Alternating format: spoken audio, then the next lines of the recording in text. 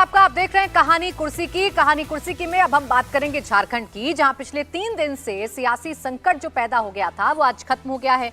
काफी सस्पेंस के बाद झारखंड के राज्यपाल ने चंपाई सोरेन को मुख्यमंत्री पद की शपथ दिलाई। उनके साथ कांग्रेस से आलमगीर आलम और आरजेडी कोटे से सत्यानंद भोक्ता ने भी शपथ ली। चंपाई सोरेन को 10 दिन के अंदर बहुमत साबित करने को कहा गया है।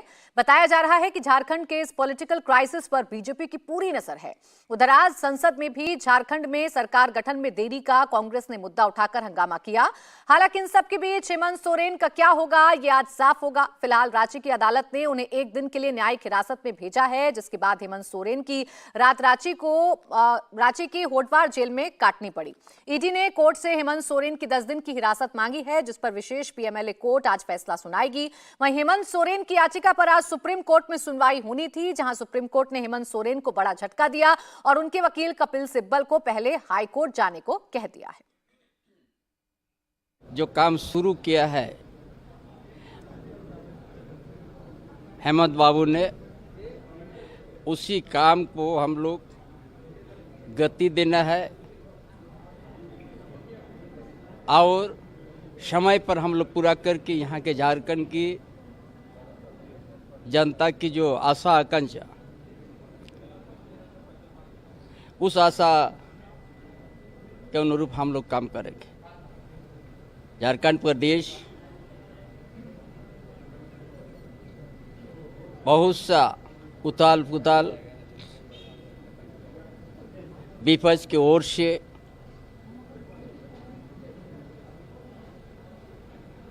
जो झूठ प्रचार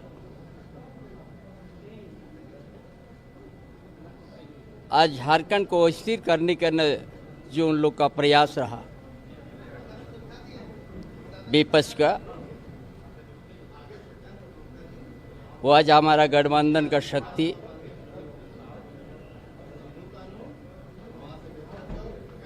सफल नहीं होने दिया। तो चंपाई सोरेन मुख्यमंत्री पद की शपथ ले चुके हैं। जो एक सियासी संकट की बात कही जा रही थी, इसी के साथ खत्म हो चुका है। लेकिन इसके बावजूद हैदराबाद रवाना किए गए हैं जो महागठबंधन के विधायक हैं, उन्हें हैदराबाद रवाना क्यों किया जा रहा है जब बहुमत का आंकड़ा पास में है? ये तमाम सवाल हैं झारखंड की सियासत से जो उठते हुए नजर आ रहे हैं। इस पर हम चर्चा करेंगे। नरेश जी, अभी हम चंपाई सोरेन को सुन रहे थे। झारखंड के टाइगर के तौर पर इनको जाना जाता है, शिबू सोरेन के हनुमान इन्हें कहा जाता है। बड़े सरल भाव में अपनी बात कहते हुए नजर आ रहे थे और इस तस्वीर में कम से कम ये तो दिख रहा था कि जिस तोड़फोड़ की या जिस घरेलू कलेश की बात सामने आ रही थी, क्योंकि सीता सोरेन भी खड़ी हुई थी, वो सब कुछ सुलझा लिया गया है और अभी फिलहाल कॉन्फिडेंस में है ये नई नवेली सरकार। देखिए, अभी तो है, लेकिन उन्हें शक है कि वो बहुमत अपना 10 दिन के अंदर साबित कर पाएंगे कि नहीं। इसीलिए बहुत सारे विधायक अब हैदराबाद की तरफ रवाना कर दिए गए हैं, जहां पर कांग्रेस पार्टी की सरकार है। तो ये इनको अभी जो है, जिस तरह से कहते हैं कि कॉन्फिडेंस होना चाहिए पॉलिटिकल अपने ऊपर, वो इनको नहीं है। और उसकी वजह ये है मैं नरेश जी आपको रोक रही हूँ। झारखंड में इस वक्त सियासी बवाल तो मचा हुआ है, लेकिन दिल्ली में भी किस तरीके से है, सुनवाते अरविंद केजरीवाल को। आसमान में बैठ के झाड़ू चलाता है। ये जो चंडीगढ़ का चुनाव है, ये दिखाता है कि इनका पाप का घड़ा कैसे भर गया था। जब पाप का घड़ा भर जाता है बहुत ज्यादा, तो फिर प्रकृति अपनी झाड़ू चलाती है, भगवान अपनी झाड़ू चलाता है, चीजों को ठीक करता है। चंडीगढ़ का चुनाव कहने को तो छोटा सा चुनाव था, 10 बाई 10 किलोमीटर का एक छोटा सा शहर है। मेयर का चुनाव था, लेकिन दुनिया की सबसे बड़ी पार्टी चंडीगढ़ के चुनाव में वोटों की चोरी करते हुए पकड़ी गई, रंगे हाथों पकड़ी गई।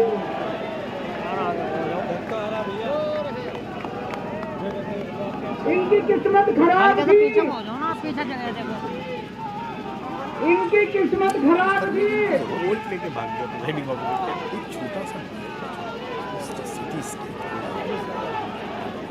आपको इंटरव्यू लोगे,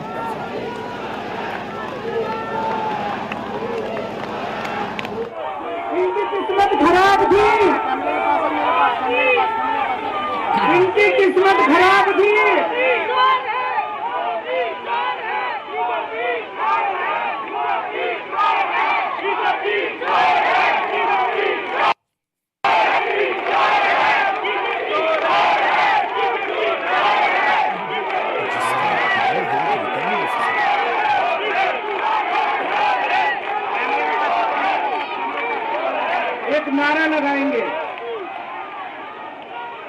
गली गली में शोर है,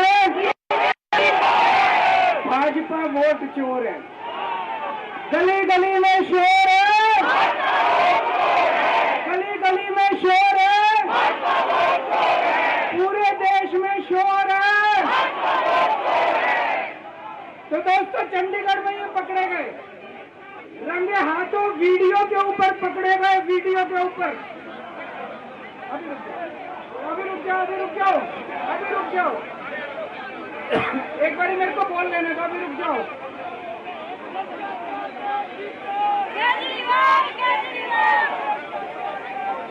दोस्तों,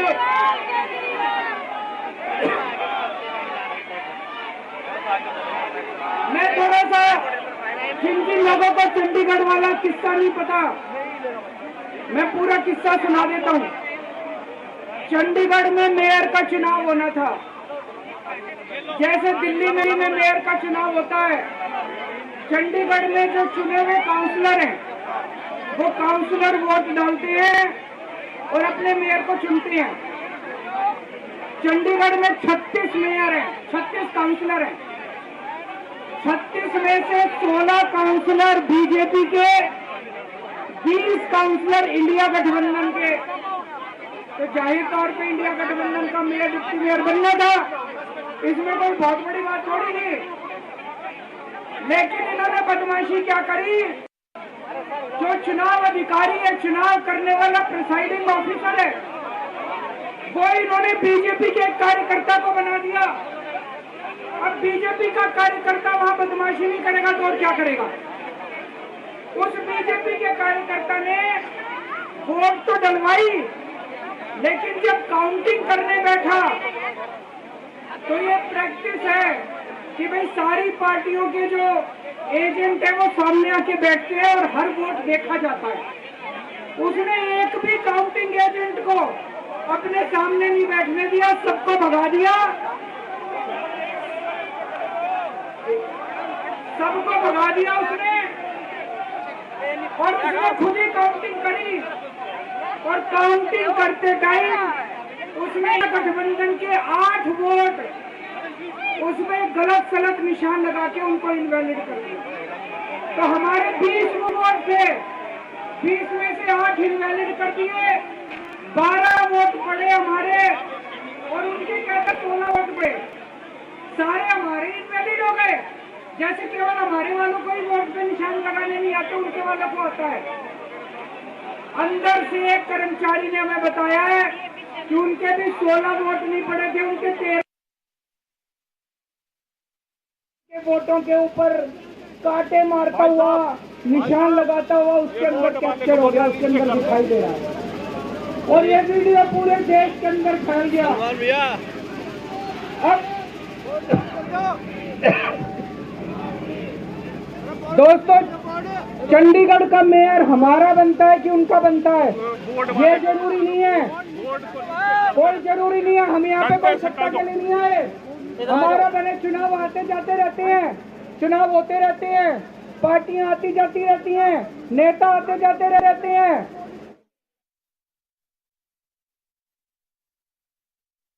आज इसका मेयर, कल इसका मेयर। देश के साथ खिलवाड़ नहीं होना चाहिए, हमारे जनतंत्र के साथ खिलवाड़ नहीं होना चाहिए। इन्होंने जो चुनाव के साथ खिलवाड़ करना शुरू किया है, इन्होंने जो जनतंत्र के साथ खिलवाड़, कैमरे के अंदर पकड़े गए। अगर ये चंडीगढ़ जैसे छोटे से चुनाव में इतनी बड़ी गड़बड़ कर सकते हैं, तो जाहिर है लोकसभा के और विधानसभा के चुनाव में तो पता नहीं कितनी बड़ी गड़बड़ करते होंगे, है कि नहीं है। पूरे देश के सामने आ गया किस तरह से गड़बड़ करते हैं। इनके लिए देश जरूरी नहीं है, इनके लिए जनतंत्र जरूरी नहीं है, केवल और केवल सत्ता के लिए ये किसी भी हद तक जा सकते हैं। सत्ता के लिए देश को भी बेच सकते हैं, सत्ता के लिए देश को भी दांव पे लगा सकते हैं। दोस्तों, हम ये कभी नहीं होने देंगे। अपने देश के साथ खिलवाड़ किसी हालत में नहीं होने देंगे, अपने जनतंत्र के साथ खिलवाड़ किसी हालत में नहीं होने देंगे। आज पूरे दिल्ली से, हरियाणा से, पंजाब से इतनी जनता आ रही थी यहाँ पे प्रदर्शन करने के लिए, सबको रोक दिया इन्होंने। पूरी दिल्ली को छावनी बना रखा है। क्यों भाई, क्यों भाई? आप जनता को कैसे आने से रोक सकते हो? कोई हिंसा करने के लिए थोड़ी आ रहे थे। हमारी आंदोलन से निकली हुई पार्टी है, बड़े बड़े आंदोलन किए हैं। आपको क्या लगता है जनता को ऐसे रोक दोगे तो जनता की आवाज बंद हो जाएगी? और जनता की आवाज बुलंद होगी। जितना जनता को रोकने की कोशिश करोगे, जनता की आवाज और उतनी बुलंद होगी। जगह जगह से खबर आ रही है, हमारे एमएलए को जेल में डाल दिया, हमारे काउंसलर को जेल में डाल दिया, हमारे वॉलंटियर्स को जेल में डाल दिया, जो जनता आ रही थी उनको जेल में डाल दिया। ये तो कोई ठीक बात नहीं, ये तो गलत बात है। तो दोस्तों, हम इसकी कड़ी निंदा करते हैं और आज इस मंच से मैं देश के लोगों को आगाह करना चाहता हूँ कि जो आप वोट डाल के आते हो, आप तो सोचते हो मैंने इसको वोट डाला, लेकिन उसके बाद आपके वोट का क्या होता है कुछ नहीं पता। मशीन के अंदर आप बटन किसी का दबाते हो, वोट किसी के खाते में जाता है, किसी का भी नाम वोटर लिस्ट से काट दिया जाता है। वो दोस्तों, अगर जनतंत्र खतरे में पड़ जाएगा तो फिर ये वोट का, इलेक्शन का कोई मतलब नहीं रह जाएगा। इसलिए हम सबको मिलकर इसके खिलाफ आवाज उठानी है। किसी भी हालत में हमें जनतंत्र को मरने नहीं देना, देश के साथ खिलवाड़ नहीं होने देना। अब हम शांतिपूर्वक तरीके से, कोई गड़बड़ नहीं करनी, शांतिपूर्वक तरीके से बीजेपी के हेडक्वार्टर की तरफ चलेंगे। जहां पुलिस रोकेगी वहीं रुक जाएंगे। हमें पुलिस के साथ झगड़ा नहीं करना है, किसी के साथ कोई झगड़ा नहीं करना है। भारत माता की। अब हम अरविंद केजरीवाल को सुना। अरविंद केजरीवाल ने नारे लगवाए, बीजेपी को वोट चोर कहलवाया और ये बताया कि जो कुछ हुआ चंडीगढ़ में दरअसल वो लोकतंत्र की हत्या है। बीजेपी सिर्फ ये चाहती है कि उसे सत्ता में काबिज रहना है और सत्ता में काबिज रहने के लिए वो कुछ भी कर सकती है।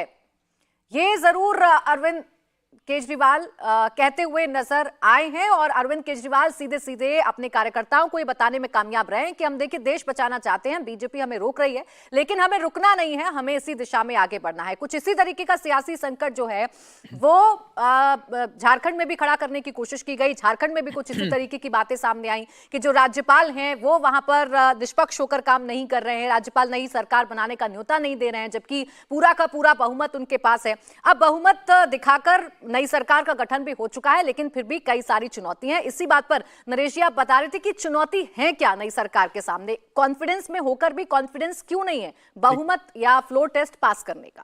देखिए, उनको कॉन्फिडेंस इसलिए नहीं है कि उनके पास में बहुमत है, लेकिन बहुत ही जिसे 43 वो कहते हैं उनके पास हैं एमएलएज, जबकि 41 उनको मिनिमम चाहिए, 2 की बात है। लेकिन कल जो खबरें आ रही थी कि उसमें यह था कि कांग्रेस के कुछ लोग, जो 17 विधायक हैं कांग्रेस के, वो पूरी तरह से इनके साथ नहीं हैं और उनमें से कुछ लोग ऐसे हैं जो बीजेपी के साथ जाने की कोशिश कर रहे हैं। इसीलिए ये जिसे कहते हैं रिसोर्ट वाली राजनीति फिर से शुरू हो गई। और वो कल हमने देखा कि हैदराबाद से 2 बसें आईं और वो 2 एयरप्लेन आए और वो एयरप्लेन उनको लेकर चले गए। तो उनके पास में 10 दिन में उनको, क्योंकि अपना बहुमत साबित करना है, इस दिन 10 दिनों में क्या होगा उनको विश्वास नहीं है। दूसरी बात यह है कि हेमंत सोरेन पर तलवार अभी लटकी हुई है, उन पर बहुत गंभीर आरोप हैं। आज वो सुप्रीम कोर्ट गए थे, वहां भी उनको राहत नहीं मिली। उन्होंने कहा कि आप हाई कोर्ट में जाइए। और उनके पास जिस तरह के आरोप हैं और वो उसी तरह के आरोप हैं, कुछ तो जैसे केजरीवाल जी की तरफ हैं। और अगर उनका भी आप देखें कि शिबू सोरेन ने एक समय में आंदोलन किया था भ्रष्टाचार के खिलाफ, वो जो माइंस में जो घोटाला होता था खनन वाले, उसमें उस आंदोलन किया था और उनके बेटे पर उसी तरह के आरोप हैं, वही वो कर रहे हैं। तो इस तरह के आरोपों वाला व्यक्ति, उनकी पार्टी का बड़ा नेता, और उसको हटने के बाद में इनको यहाँ आना पड़ा। तो उनको जनता की तरफ भी देखना है कि किस तरह से जो वहाँ एमएलएज हैं कि किस पार्टी की तरफ उनका झुकाव होगा। लेकिन जैसा कि हम कल कह रहे थे कि राज्यपाल ने उनको शपथ क्यों नहीं दिलाई, ये तो बिल्कुल असंवैधानिक लगता है। लेकिन आज जो है शपथ उनकी हो गई और अब लगता है कि कम से कम फिलहाल राजनीतिक संकट कुछ दिन के लिए टल गया है, लेकिन खत्म नहीं हुआ है। और देखिए अभी जो विधायक रवाना हो गए हैं स्पेशल फ्लाइट के जरिए, जो उनको भेजा गया है हैदराबाद, वो ये कह रहे हैं कि हम तो हैदराबाद जा रहे हैं बिरयानी खाने के लिए, हम तो जा रहे हैं ड्राइव के लिए, हम जा रहे हैं एक लंबी ड्राइव के लिए जा रहे हैं। ये कल से विधायक कहते हुए नजर आ रहे हैं। लेकिन इन विधायकों को अपने साथ समेट कर रखना एक सबसे बड़ी चुनौती हर्षवर्धन जी क्यों नजर आ रही है? मल्लिकार्जुन खड़गे का एक्टिव हो जाना, फोन पर लगातार संपर्क साधे रखना, तो खतरा कांग्रेस के विधायकों पर है या जेएमएम के विधायकों पर है? नहीं, ये बड़ा विचित्र है कि एक तरफ तो सदन में आके वो कह रहे हैं कि राज्यपाल को तुरंत शपथ दिला देनी चाहिए थी। कल भी हम लोगों ने कहा था कि कोई रास्ता नहीं है, राज्यपाल को अगर गठजोड़ के नेता के तौर पर चंपई सोरेन है तो उनको शपथ दिलानी ही पड़ेगी, और राज्यपाल ने आज शपथ भी दिला दी। लेकिन राज्यपाल अगर 1 दिन या 2 दिन का समय ले रहे थे, और हमने देखा है कि बहुत लंबा लंबा समय भारतीय राजनीति में दिखा है कि विधानसभा में अगर कोई बहुमत नहीं है या ऐसी स्थिति बनती है तो लंबा समय लोग लेते हैं, कानूनी जानकारी लेते हैं, थोड़ा पक्ष समझते हैं। अब अगर विधायक खुद हैदराबाद जा रहे हैं ऐसे कठिन समय में, तो इसका सीधा सा मतलब है कहीं न कहीं कुछ तो गड़बड़ है। 2 तरह की गड़बड़ है। एक तो ये कि या तो खुद छोड़कर भाग रहे हैं, या कहीं से उनको कोई लालच है, कोई दूसरी तरह की स्थिति है, और क्या उनके भीतर का जो मतभेद है, जिसको हम कहते हैं ना कि महत्वाकांक्षा का टकराव है, वो भी कहीं है क्या? अब ऐसे में अगर राज्यपाल अगर समय ले रहे थे तो वो कतई गलत नहीं था। ये बार बार कहा जाता है कि राज्यपाल को इतना अधिकार है कि वो अपने विशेषाधिकार का इस्तेमाल करते हुए देखें कि फ्लोर पर आकर इनके पास उतने नंबर होंगे नहीं। अब तो शपथ ग्रहण हो गई है, उनके साथ 2 मंत्रियों ने शपथ भी ले ली, और देखिए अविश्वास कितना ज्यादा था कि सिर्फ चंपई सोरेन को शपथ नहीं दिलाई गई है, बाकायदा आरजेडी और कांग्रेस के भी एक एक व्यक्ति को शपथ दिलाई गई। इसका सीधा सा मतलब है कि सबको जोड़े रखना बड़ी चुनौती है। ये एक पक्ष हो गया। लेकिन एक टिप्पणी मैं जरूर करना चाहूंगा, मुझे बड़ा देखकर आश्चर्य हो रहा था। भगवंत मान जी चले आए हैं अरविंद केजरीवाल के साथ आज। यही भगवंत मान, इन्होंने एक प्रेस कॉन्फ्रेंस में एक कहानी सुनाई थी। कहा था कि माएं अपने बच्चों को दुनिया की सबसे छोटी कहानी सुनाएंगी। एक थी कांग्रेस। उसके बाद इनसे पूछा गया तो इन्होंने कहा 13 की 13 सीटों पे हम अकेले लड़ेंगे। फिर अगले दिन प्रेस कॉन्फ्रेंस हुई, पत्रकारों ने कहा कि आप तो कह रहे थे 13 सीटों पे लड़ेंगे, गठजोड़ बनाने की बात हो रही है, चंडीगढ़ का क्या? तो इनके शब्द हैं, और मुझे लगता है कि इसको बार बार दिखाया चलाया जाना चाहिए। तो इन्होंने कहा एक और जोड़ लो, चंडीगढ़ भी जोड़ लो। अब अगर पंजाब का मुख्यमंत्री कह रहा है कि चंडीगढ़ भी जोड़ लो, और चंडीगढ़ नगर निगम के चुनाव है, मेयर का इलेक्शन है, और मैंने भी उस दिन सवाल खड़ा किया था, हम सब लोग यहां कहानी की कुर्सी में सवाल खड़ा कर रहे थे कि 8 के 8 वोट विपक्ष के ही क्यों रद्द हुए, रिजेक्ट हुए। लेकिन अगर मुख्यमंत्री पंजाब ये कह रहे हैं कि 13 में एक चंडीगढ़ भी जोड़ लो, तो क्या आम आदमी पार्टी के भीतर कोई अंतर कलह जबरदस्त है? क्या भारतीय जनता पार्टी ने उसका उपयोग किया? यह भी एक बड़ा सवाल होता है। क्या यह लड़ाई राजनीतिक है जिसमें प्रक्रियागत दोष दिख रहा है, उन्होंने जानबूझकर ऐसी गड़बड़ी की? ये सारी चीजें या तो न्यायालय के सामने साफ होगी, या फिर कोई निष्पक्ष जांच हो तभी साफ होगी। बाकी राजनीतिक लड़ाई चलती रहेगी। वो अरविंद जी भी लड़ रहे हैं और तानाशाही की बात करते हैं, तो उनको देख के थोड़ा सा आश्चर्य भी लगता है। वो सारे लोग आज जो कोई यात्रा में है, भारत जोड़ो न्याय यात्रा में, कोई कहीं और काम कर रहा है, कोई PIL दाखिल कर रहा है, उन सबको लग रहा होगा कि ये तानाशाही की बात कर रहे हैं अरविंद केजरीवाल जी। तो वो लोग भी आज थोड़ा सा आश्चर्य में होंगे। तो देखिए अभी झारखंड हो या दिल्ली हो, दोनों फिलहाल चर्चा के केंद्र में हैं, और दोनों जगह पर जो सियासी बवाल है वो देखने को मिल रहा है। आज नई सरकार का गठन जरूर झारखंड में हो गया है, लेकिन फिर भी संकट के बादल क्या इस नई सरकार पर हैं? क्योंकि हैदराबाद विधायकों को भेजा जाना इस तरफ कम से कम इशारा करता है। एक छोटा सा ब्रेक यहां पर ले रहे हैं। ब्रेक के उस पार हम चर्चा करेंगे क्या ज्ञानवापी में